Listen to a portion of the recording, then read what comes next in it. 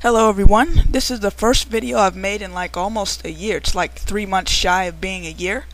This is the former Gotta Be Kidding Me, and this video is going to go out to Elma Lee 71.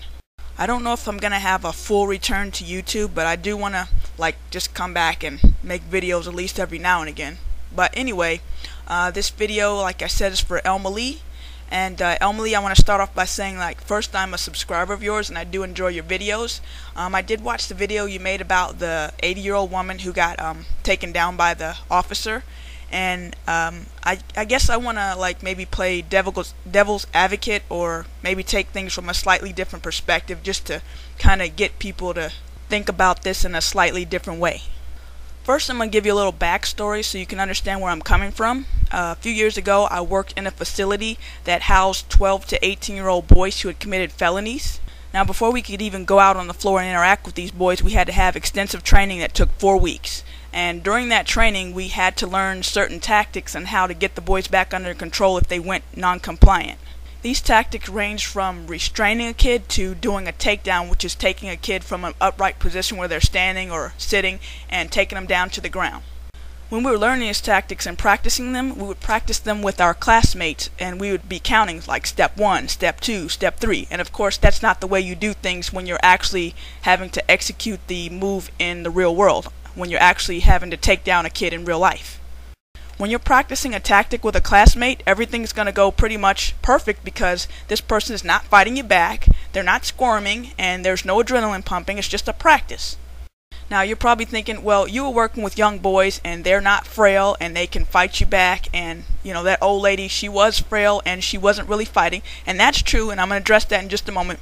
But first, I just want to kind of go step by step with what happened in the video. I'll start at the point where the cop pulls up. She gets out of the car and she keeps a distance between herself and the suspect, just like we were taught to do, and she says, "Ma'am, can you put the knife down?" Can you put the knife down? I don't know how many times total she asked her to put the knife down, but I know it was at least twice. Now, if you're holding a weapon and an officer has asked you 2 times to put it down and you don't, you are now non-compliant and subject to have hands put on you. And I know you're saying, well, she's an 80-year-old woman. I'm getting to that. Hold on.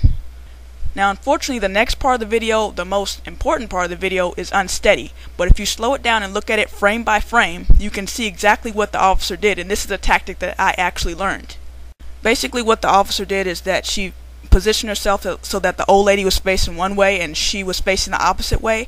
And the officer stuck her leg out behind the legs of the old lady and pushed the lady over. The officer pushed the lady over the officer's leg so that she would, go down to the ground. Now, when you perform this tactic in a real-world situation, it really does look like you're body slamming somebody. But really what you're doing is taking the legs out from under them, and the faster you do it, the harder they're going to fall, which makes it look even more like a body slam. But again, you're just really taking the legs out from under them. Now, because this lady was old and frail and she couldn't move as fast, she couldn't brace herself and catch herself from the fall the way a younger person would be able to. So, of course, her limbs splayed out and then her head hit the pavement, and that sound when you hear her head hit the pavement is horrible.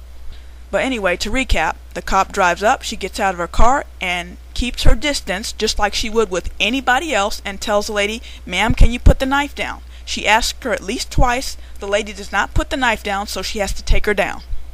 Now, I'll just stop here and ask to you and anyone else who's listening, what would you do if you are a cop and you've asked somebody twice? You didn't even tell them. You asked them twice to put a weapon down and they haven't. Then what do? After you've thought about what you would do in that situation, know that there are procedures that police are supposed to follow in certain situations, and just ask yourself, do you think that what you would have done lines up with what they're taught to do? You're not supposed to just make up your own rules out there. You're supposed to follow a procedure. When people don't follow procedure, they get in trouble. Somebody could get hurt or killed. Now, these procedures don't work perfectly in every real-world situation. There's margins of error, and sometimes when you do a tactic on somebody, it doesn't go the way you plan it. But still, you have to follow procedure because that's still the safest way to do things. Now, you're probably screaming at your computer screen by now, she was an 80-year-old lady and that cop did not have to take her down as hard as she did. And I agree with you wholeheartedly. However, that cop had to do a takedown on that lady. And a takedown is exactly what it says, a takedown. It's supposed to take your ass down. Takedowns are not supposed to cradle you. They're not supposed to lay you down gently on the ground. It's supposed to take you down so that you drop the weapon or you stop doing whatever they need you to stop doing. Now let me ask you this. Have you ever gone to pick up a small child and they were a lot lighter than you thought they were and you like almost throw them up in the air? You can misjudge how much somebody weighs, so you end up using more force than you really wanted to, or more force than was necessary. That would happen sometimes at the facility I was working at. You'd have these kids who are like 6 foot tall, but they're really tall and lanky, and there was really nothing to them. But you go to grab them, and thinking that you're grabbing somebody who's close to 200 pounds and they're really like $150, and they just go flying across the room because you misjudged their weight. Now, I don't mean they literally go flying across the room, but I mean you take them down a lot harder than you intended to because you think they weigh more than they actually do. Then when you add in the factor that your adrenaline is pumping, and that makes you even stronger, you can see how sometimes someone can use excessive force when they don't mean to.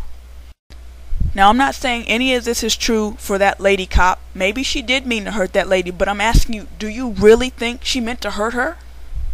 I personally don't think she did. Yes, she took her down way too hard, but I don't think she meant to hurt her. Do you know how much of an asshole it makes you look like when you hurt an old person? Do you think she wanted that kind of heat on her? I don't think she meant to hurt her. Sometimes takedowns don't go the way you intend them to go. Sometimes they go down hard.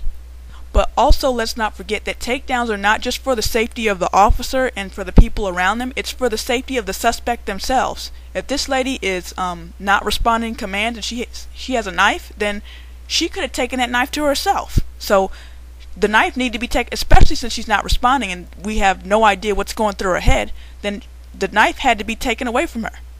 You said a line in there about obviously this lady had Alzheimer's or she had some kind of mental problem. That's why she wasn't complying. When you're not complying, it really doesn't matter why, because you're just as dangerous. If you're wielding a knife because you're a badass, or if you're wielding a knife because you're crazy and deranged, you're still wielding a knife, and it's just as dangerous in both situations.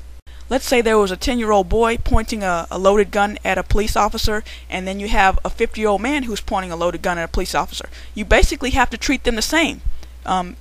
Sure, the 10-year-old may not fully understand what he's doing because he's so young, but he's still dangerous. He's still got a loaded gun pointed at you, and he still can kill somebody. So you got to take him down.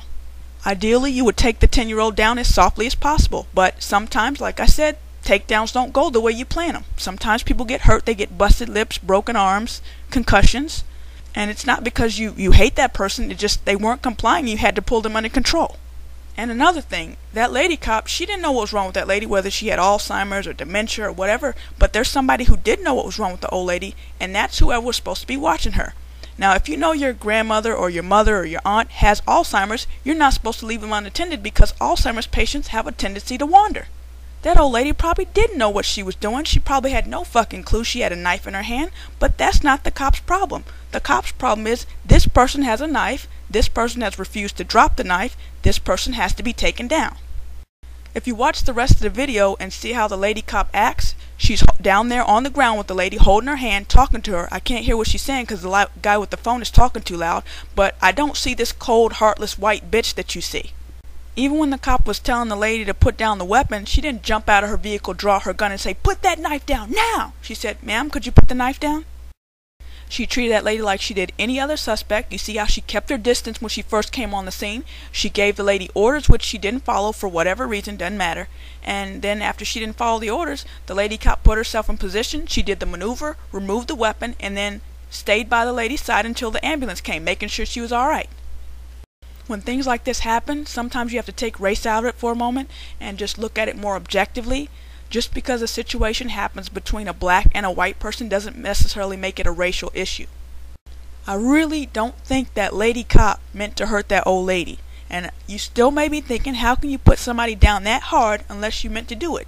I'm telling you, it can happen if you misjudge their weight. When you put your hands on somebody, you got a split second to determine how heavy they are, and sometimes you misjudge and you pull them too hard and they go flying or they go down hard. But I don't think she meant to hurt the lady. Okay, done with that part of the issue. But there's just one more thing I wanted to ask you, and you said that the black men stood around and didn't do anything, and I was just wondering what you meant by that, because, and I'm sure you didn't mean that they should have jumped on the lady cop and beat her up or something, because if that other cop had rolled up on a scene like that, there would have been some dead black men on the news that night, I guarantee you. But basically, they were doing all they could do. This is an officer of the law. If they moved closer to her and she told them to get back, then she can pull her gun and shoot them, and she'd be well within the law. So there was nothing they could do. You can't just walk up on a police officer because you're upset. So I've said my piece. You may not agree with me, and that's fine, but hopefully it gives you a slightly different perspective on the situation, and it shows you that there truly are two sides to every story.